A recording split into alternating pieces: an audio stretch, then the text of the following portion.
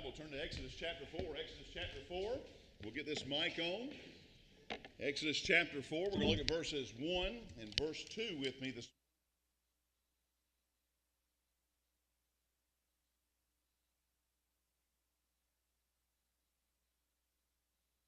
morning. 4 verses 1 and 2. It's good to be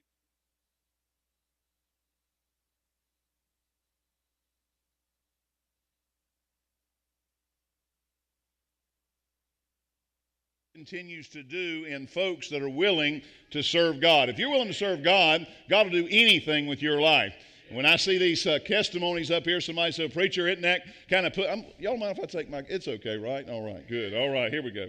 This is aggravating me if I don't, If you don't know me, I'm a little bit OCD, so I kind of have a way I do stuff, and it'll throw me off. But when I think about these testimonies, I look at what God has delivered folks from, what God has brought people from, and where He's taken them today. When I look on this church, and when I look out on the audience of this church as the pastor, we've been able to talk with many people before they've come to Jesus Christ. And some of you in here, I know your personal testimony. I know what 5 years ago you were, and I know what you are today. And I want to say this to you. I praise God for what God's done in your life. And when they hold these things up, somebody asked me one time, said, "Preacher, I don't know if I could do that. I don't know if I could take my business and put it out in front of everybody and them see who I used to be." And I say, listen, there's somebody in the church that needs to see that if you can be what you are for Jesus Christ, they can be that as well. And we ought to just praise God from where God brought us from to where God's taken us to today. There's either two types of people in here today. You've either been saved from some stuff or you have been saved out of some stuff.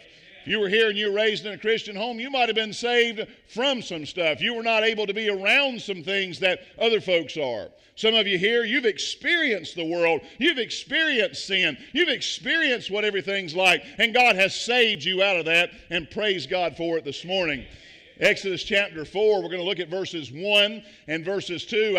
Many of you know we were preaching in Costa Rica this week, and we were preaching down to folks that are national pastors. That means they're from Costa Rica, or they're from Panama, or they're from Nicaragua, and they pastor churches, and they come to this conference, and what we do is we try to teach to them and preach to them about serving God and pastoring and ministering and how to reach people. And we come to be a blessing to them, but very often they're more of a blessing to me than I ever am to them.